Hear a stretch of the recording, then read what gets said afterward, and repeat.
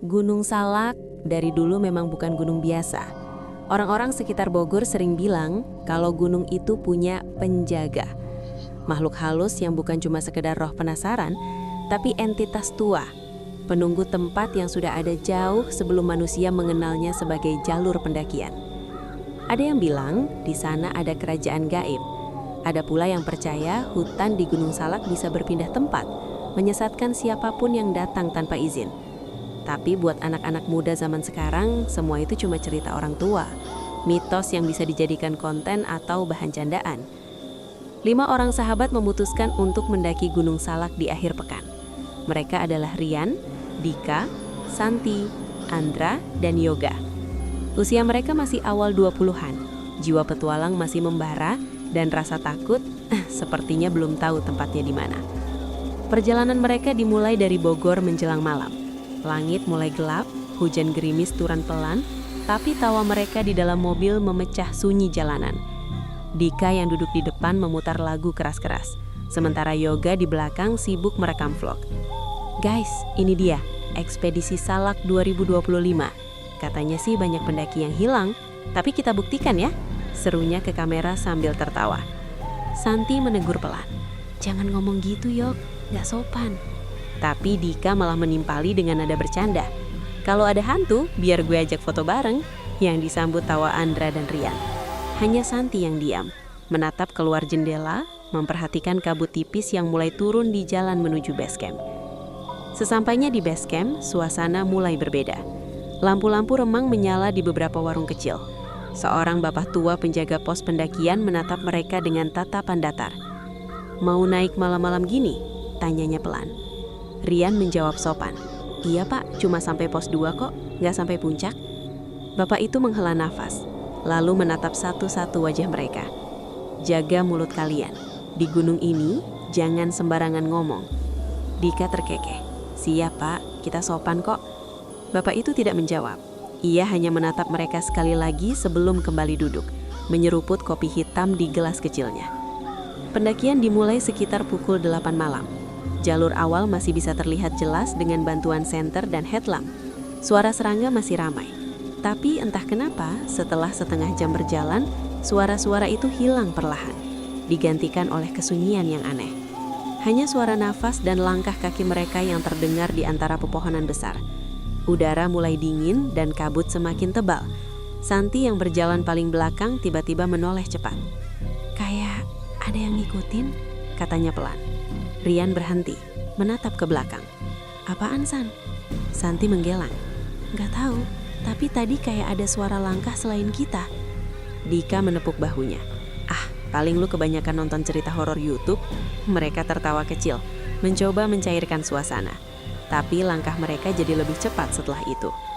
Sekitar pukul 7:30 malam, mereka tiba di sebuah area datar. Cukup luas untuk 5 orang dan 2 tenda. Di situ kabut menggantung rendah dan hawa dingin mulai menusuk kulit. Mereka mendirikan tenda sambil bercanda kecil. Rian sempat melihat sesuatu dari kejauhan, seperti bayangan seseorang berdiri di antara pohon besar. Ia memicingkan mata, tapi saat Dika memanggilnya, bayangan itu lenyap begitu saja. Ia mengira cuma halusinasinya saja. Malam makin larut. Mereka makan mie instan sambil berbagi cerita mistis yang mereka dengar dari warga sekitar. Santi terlihat tidak nyaman, terus menatap ke arah hutan di belakang tenda. Tadi aku lihat kayak ada lampu kecil di situ, bisiknya pelan. Yoga menoleh sambil membawa kamera. Mana? Gue rekam, siapa tahu dapat penampakan. Tapi saat mereka arahkan senter ke sana, tidak ada apa-apa, hanya kabut yang bergulung pelan.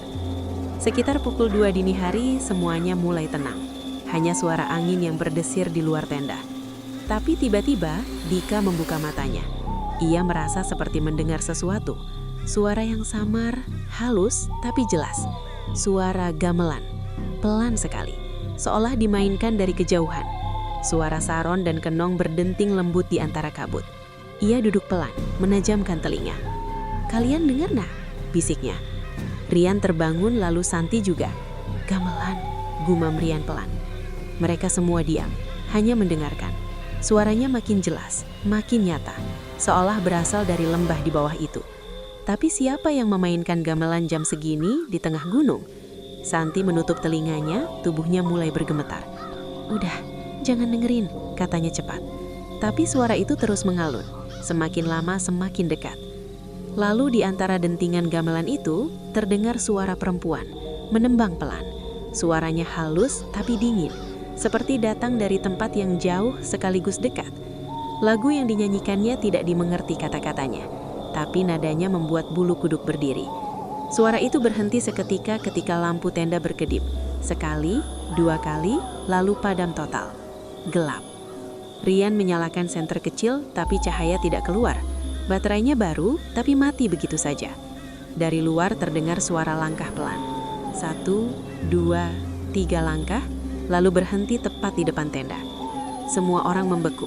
Nafas mereka nyaris tak terdengar. Dika berbisik, "Siapa di luar?" Tidak ada jawaban, hanya diam. Tapi kemudian suara itu datang lagi. Bukan langkah kali ini, tapi suara perempuan berbisik pelan, nyaris tak terdengar. "Kalian nyari siapa?" Suaranya lembut tapi dingin, seperti berbisik langsung ke telinga mereka dari luar kain tenda. Santi langsung menjerit kecil dan menutup telinga. Sementara Yoga berusaha menenangkan dengan nada gemetar. "Udah, mungkin cuma angin." Tapi Rian tahu itu bukan angin. Karena dari luar kain tenda mereka tampak seperti ada yang menekan dari luar. Bekas tangan, jari-jari panjang yang menelusuri permukaannya pelan, seperti mencari jalan masuk. Kabut di luar semakin tebal, dan hawa menjadi luar biasa dingin. Rian memberanikan diri meraih pisau kecil di samping tasnya, lalu menarik resleting tenda, pelan. Udara dingin langsung menyeruak masuk. Ia mengarahkan senter keluar, dan tidak melihat siapapun. Tapi yang membuatnya menggigil, posisi tenda mereka sudah berpindah. Tadi mereka mendirikan di sebelah batu besar, tapi sekarang batu itu tidak terlihat. Mereka seolah berada di tempat yang berbeda. Tanahnya lebih lembab, pohonnya lebih rapat, dan suara gamelan itu masih terdengar. Ia berbalik ke arah teman-temannya, tapi mereka semua sudah pucat. "Tadi tenda kita dipindahin siapa, Ri?" tanya Santi dengan suara bergetar. Tidak ada yang menjawab. Mereka hanya saling pandang, sadar kalau sesuatu memang tidak beres. Dan di jauhan, samar-samar di balik kabut, mereka melihat cahaya kecil berkelip, seperti lampu dari tenda lain. Ada pendaki lain tuh," kata Dika dengan nada lega. Tanpa pikir panjang, mereka berjalan ke arah cahaya itu. Tapi anehnya, setiap kali mereka mendekat, cahaya itu makin redup, makin jauh, hingga akhirnya padam total. Saat mereka tiba di tempat itu, yang mereka temukan hanya tanah kosong dan bekas tapak kaki. Tapi cuma satu pasang, kecil seperti milik perempuan. Mereka segera kembali, tapi saat tiba di tempat semula, tenda mereka sudah hilang. Tidak ada jejak sama sekali. Hanya bekas tanah lembek dan jejak kaki mereka sendiri yang berputar di situ. Angin berembus pelan membawa aroma aneh seperti bunga melati dan tanah basah. Andra mulai panik. "Ini udah nggak benar, kita harus turun," katanya terburu-buru. Tapi langkahnya terhenti saat dari arah kabut muncul siluet seorang perempuan berpakaian putih. Rambutnya panjang terurai, menutupi wajah. Ia berjalan pelan, tanpa suara, dan berhenti beberapa meter di depan mereka. Tangannya terangkat sedikit, menunjuk ke arah dalam hutan. Tanpa sadar, Yoga melangkah maju, seperti ditarik sesuatu yang tak terlihat. "Yoga, jangan!" teriak Rian. Tapi Yoga terus berjalan, masuk ke dalam kabut, langkahnya makin jauh, sampai suaranya tak terdengar. Henying. Lalu dari kejauhan samar-samar terdengar suara lirih. "Jangan ikutin dia." Suara itu bukan suara Yoga. Kabut kembali menelan segalanya, dan malam itu terasa lebih panjang dari biasanya. Malam itu, udara di Gunung Salak terasa seperti berhenti berputar. Setelah Yoga menghilang ke dalam kabut, keempat pendaki yang tersisa hanya bisa berdiri kaku. Rian masih menatap arah terakhir Yoga berjalan, berharap sosoknya muncul kembali. Tapi yang terlihat hanya kabut pekat dan pepohonan hitam. Santi mulai menangis pelan, tubuhnya gemetar hebat. Dika berusaha menenangkan, tapi bahkan suaranya terdengar bergetar. "Tenang dulu, mungkin dia cuma kepisah. Kita cari pelan-pelan ya," katanya sambil menatap Rian, mencari persetujuan. Tapi Rian diam, matanya tak lepas dari hutan itu. Ia merasa sesuatu sedang memperhatikan mereka dari balik kabut itu, sesuatu yang bukan manusia. Mereka berempat memutuskan menyalakan senter dan memanggil nama Yoga berulang kali. "Yoga, bro, balik, jangan jauh-jauh," teriak Andra. Tapi suara mereka hanya menggema pelan, lalu hilang, tenggelam oleh kabut yang menelan setiap gema. Tidak ada jawaban, tidak ada suara langkah, hanya sunyi. Setelah beberapa menit, Santi mulai bicara pelan. Kayaknya kita nggak boleh terusin, mending tunggu pagi. Tapi Dika menolak. Kalau kita tunggu di sini dan dia kesesat, makin jauh dia. Kita harus cari. Rian akhirnya mengangguk pelan, walau hatinya menolak. Ada rasa aneh seperti dorongan halus di dadanya yang bilang untuk jangan lanjut. Tapi ia mengabaikan itu. Mereka mulai berjalan perlahan ke arah tempat yoga menghilang. Kabut semakin tebal sampai-sampai jarak pandang tak sampai 2 meter. Pohon-pohon tinggi di kiri kanan seperti menutup rapat langit. Hanya cahaya senter yang bergetar di tangan mereka berusaha menembus gelap. Setiap langkah seperti masuk lebih dalam ke perut hutan. Setelah berjalan sekitar 10 menit, Dika berhenti mendadak. Katanya sambil mengarahkan senter ke tanah. Di sana ada bekas jejak kaki. Tapi anehnya hanya 1 set. Langkah itu kecil, seperti milik perempuan, dan jejaknya tidak mengarah ke dalam hutan, melainkan melingkar, berputar di tempat yang sama. Rian berjongkok memperhatikan, lalu menelan ludah. Ini bukan jejak yoga, gumamnya pelan. Santi mundur 1 langkah, menatap sekeliling dengan cemas. Kita balik aja, Ri, aku nggak enak. Sebelum Rian sempat menjawab, dari kejauhan terdengar suara lagi. Bukan gamelan kali ini, tapi suara perempuan. Suara yang sama seperti tadi malam. Kalian nyari siapa? Santi menutup mulutnya menahan isak. Dika menyorotkan senter ke arah suara, tapi yang terlihat hanya kabut yang bergerak pelan, seperti ada sesuatu berjalan di baliknya. Kemudian cahaya senternya bergetar, lalu mati. Gelap. Andra berteriak kecil. Sumpah, gue dengar langkah. Suara langkah itu benar-benar terdengar. Pelan dan berat, seolah seseorang berjalan tanpa alas kaki di tanah lembek. Mereka berempat berdiri membentuk lingkaran, memegang apapun yang bisa dijadikan senjata. Langkah itu berhenti, tepat di belakang Rian. Ia menoleh pelan, tapi yang dilihatnya hanya kabut kosong, tidak ada siapapun. Tapi di tanah, jelas sekali, ada bekas jejak basah yang baru. Angin tiba-tiba berhembus kencang, membawa aroma melati yang menusuk. Kabut seperti bergerak melingkar, memutar di sekeliling mereka. Lalu dari balik pepohonan, mereka melihat sesuatu, samar tapi jelas. Sebuah kain putih melambai, tertiup angin. Tapi tidak terikat di pohon, tidak juga tergantung. Ia melayang pelan, turun, dan saat menyentuh tanah, bentuknya berubah menjadi sosok perempuan, berdiri diam dengan rambut panjang menutupi wajah, mengenakan kebaya putih yang tampak lembab seperti baru saja dicuci. Tangannya terulur perlahan ke arah mereka. Santi menjerit keras, tapi Rian menahannya. Jangan lari, katanya cepat, walau suaranya sendiri bergetar hebat. Namun Dika tidak tahan. Ia berbalik dan berlari sekuat tenaga ke arah belakang. Andra, kejar dia! Teriak Rian, tapi belum sempat Andra bergerak, suara jeritan Dika terdengar dari kejauhan. Jeritan yang pendek diikuti bunyi sesuatu jatuh keras. Lalu sunyi lagi. Rian, Santi, dan Andra berlari ke arah suara itu. Mereka menemukan Dika tergeletak di tanah, pingsan. Wajahnya pucat, matanya terbuka setengah. Mulutnya gemetar seperti mau bicara tapi tidak bisa. Rian mengguncang bahunya. Dik, bangun. Dika hanya bisa berbisik pelan, hampir tak terdengar. Dia di belakangmu. Rian menoleh cepat tapi tidak ada apa-apa. Hanya kabut. Tapi dari ujung mata, ia melihat sesuatu bergerak cepat di antara pepohonan. Sebuah bayangan putih melintas lalu menghilang lagi. Mereka membawa Dika ke tempat yang agak terbuka dan mencoba menenangkan diri. Santi terus berdoa pelan, tangannya tak henti bergetar. Aku bilang juga apa? Ini bukan tempat biasa, isaknya. Rian mencoba berpikir jernih. Kita tunggu sampai pagi, setelah itu kita turun. Namun saat mereka melihat jam tangannya, jarumnya berhenti. Pukul 2:15. Jam itu tidak bergerak lagi, padahal mereka sudah merasa berjalan berjam-jam. Andre memegang kompas digital di jam tangannya, Jarumnya berputar terus tanpa arah. GPS di ponsel pun tidak menyala, walau baterainya penuh.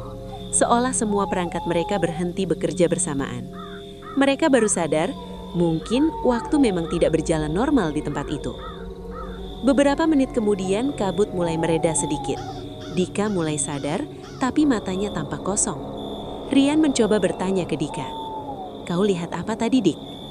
Dika menatap kosong ke arah hutan dan menjawab dengan suara pelan. "Dia gak sendirian," katanya, cerdik. "Maksudnya? Yang di putih itu cuma satu dari banyak," katanya lirih. "Ada banyak mata di balik kabut. Mereka nontonin kita." Ucapan itu membuat semua merinding. Malam kembali tenang, tapi tenang yang tidak wajar. Tidak ada suara angin, tidak ada serangga. Seolah seluruh gunung berhenti bernafas. Rian mencoba memejamkan mata, tapi dari kejauhan ia mendengar suara samar, seperti seseorang memanggil namanya. "Rian?" Ia membuka mata, menatap sekeliling. Suara itu datang lagi, kali ini lebih dekat. "Rian, sini." Ia berdiri, melangkah pelan ke arah suara itu. Santi memanggilnya, "Ri, jangan." Tapi ia seperti tidak mendengar. Langkahnya terus membawa tubuhnya ke arah semak-semak. Dan di sana, di balik kabut ia melihat sosok Yoga. "Yoga," serunya. Temannya itu berdiri diam, wajahnya samar tertutup kabut. Tapi Rian tahu itu dia. Jaket yang sama, ransel yang sama. "Syukurlah, lo selamat bro, kita semua nyariin." Tapi Yoga tidak menjawab. Ia hanya berdiri menunduk. Rian melangkah lebih dekat. "Yo, kenapa diam? Lo kenapa?" Yoga mengangkat wajahnya perlahan, matanya kosong, hitam legam, kulit wajahnya pucat kebiruan seperti orang tenggelam. Tangannya terulur perlahan ke arah Rian. "Kamu juga nggak bakal turun." Rian terpaku. Udara seolah berhenti. Dari belakang tubuh Yoga muncul bayangan perempuan berambut panjang, membelai bahunya lalu melirik ke arah Rian dengan wajah yang separuh jarah. Ia menjerit keras, lalu berlari sekuat tenaga kembali ke teman-temannya. Saat ia tiba, Santi dan Andra sedang berusaha menyalakan api kecil. Rian langsung jatuh duduk, wajahnya pucat.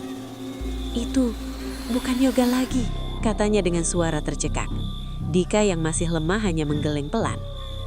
"Aku udah bilang." Malam itu mereka berlima tidak lengkap lagi. Waktu seolah tidak berjalan dan hutan di sekitar mereka tampak berubah.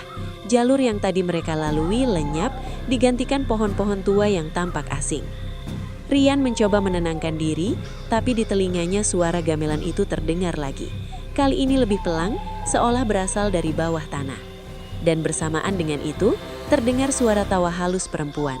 Disusul suara anak kecil berlari di sekitar mereka. Tapi tak ada satupun yang terlihat. Mereka hanya bisa duduk berdekatan, saling berpegangan, berdoa agar pagi cepat datang. Namun pagi itu tidak pernah datang. Kabut tetap tebal, langit tidak berubah warna. Jam tangan mereka masih berhenti di pukul 2:15. Seolah mereka terjebak di waktu yang sama. Malam tanpa akhir di perut Gunung Salak. Rian menatap sekeliling dengan wajah hampa. Ia baru sadar tempat mereka duduk sekarang bukan di tanah datar tempat mendirikan tenda semalam. Di sekeliling mereka, batu-batu besar tersusun rapi membentuk lingkaran, seperti bekas area pemujaan kuno. Dan di tengahnya, batu besar berbentuk kepala manusia dengan lumut menutupi sebagian wajahnya. Santi menatapnya dengan mata lebar. "Ini bukan tempat biasa, Ri," katanya. Dan sebelum Rian sempat menjawab, terdengar suara lembut perempuan itu lagi. Lebih jelas dari sebelumnya. "Selamat datang di halaman kami." Mereka menatap sekeliling. Dari kabut yang mulai berputar, perlahan muncul banyak sosok berpakaian putih. Wajahnya kosong, matanya hitam, kulitnya pucat kebiruan. Mereka berdiri membentuk lingkaran di sekeliling para pendaki itu. Tidak bergerak, tidak bersuara, hanya menatap. Dan di tengah-tengah mereka, muncul sosok perempuan berambut panjang yang sama seperti malam, melangkah maju dengan senyum samar. "Yang turun cuma jasadmu," katanya pelan. Rian ingin menjerit tapi suaranya tak keluar. Dunia di sekitarnya seolah memudar perlahan, digantikan oleh suara gamelan yang kini berubah cepat, bukan lagi lembut tapi kacau dan keras, seperti upacara yang berlangsung di balik dunia manusia. Dan di antara suara itu, samar-samar terdengar tawa yoga. Kabut masih belum pergi. Rian tidak tahu sudah berapa lama ia terjebak di sana. Ia tidak bisa lagi membedakan antara malam dan pagi. Suara gamelan terus berdenting pelan, seperti detak jam yang menandakan waktu yang tak berjalan. Dika duduk tak jauh darinya. Diam, matanya menatap tanah kosong. Santi menggenggam rosario kecil di tangannya, komat matit berdoa tanpa henti. Andra berdiri di pinggir lingkaran batu, berusaha mencari celah untuk keluar. Tapi setiap langkah menjauh hanya membawanya kembali ke tempat semula. Gunung ini gak mau kita pulang, bisik Santi lirih. Rian menatapnya, lalu menoleh ke batu besar berbentuk wajah manusia di tengah lingkaran itu. Dari celah-celah lumut di permukaannya, menetes air berwarna merah tua seperti darah tua yang kering. Angin berhembus pelan, membawa suara perempuan yang mereka dengar malam itu. Suara itu kini terdengar lebih dekat, lembut tapi dingin, seperti datang dari dalam kepala mereka sendiri. Kenapa kalian datang tanpa izin? Rian mencoba menjawab, suaranya serak. Kami cuma mau mendaki, gak maksud apa-apa. Suara itu kembali bergema, kali ini seperti banyak orang yang berbicara bersamaan. Laki-laki, perempuan, bahkan anak kecil semua tumpang tindih menjadi satu. Setiap tahun, selalu ada yang datang dengan tawa. Selalu ada yang lupa bahwa di sini bukan tempat bermain. Santi menangis. Ia menutup telinganya tapi suara itu tetap terdengar, bahkan lebih keras. Dika berusaha menjerit, tapi tenggorokannya keluh. Andra akhirnya berteriak sekuat tenaga. Kami minta maaf, kami cuma pingin pulang. Kabut bergerak, menggulung ke arah mereka. Bayangan putih yang berdiri di sekitar lingkaran semakin banyak, wajah-wajah tanpa mata, tanpa suara, mengitari mereka seperti penonton upacara. Rian menunduk, menatap tanah, berusaha berpikir jernih. Ia ingat pesan bapak penjaga base camp tadi malam. Jaga mulut kalian, di gunung ini jangan sembarangan ngomong. Mungkin mereka telah melewati batas itu. Ia memejamkan mata dan berkata pelan.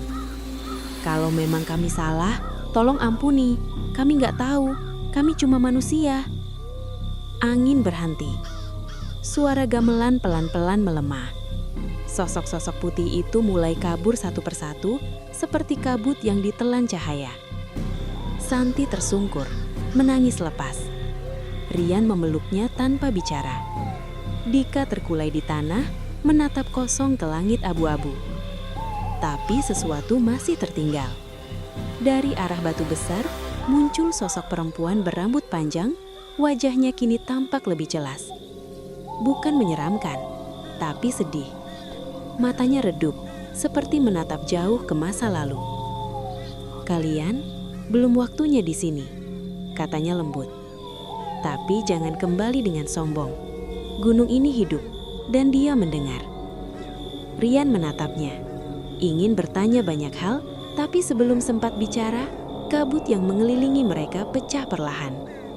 Cahaya samar muncul dari langit. Udara jadi hangat. Ia menutup mata sejenak, dan saat membukanya, ia sudah berada di jalur pendakian bawah, tepat di dekat papan beringatan. Tidak ada Santi, tidak ada Dika, tidak ada Andra. Hanya dirinya sendiri.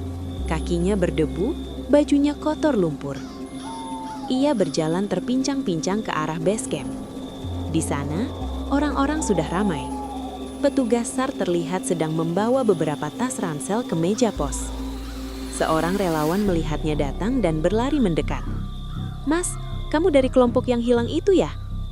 Rian hanya mengangguk pelan. Ia menatap ke meja dan melihat barang-barang mereka.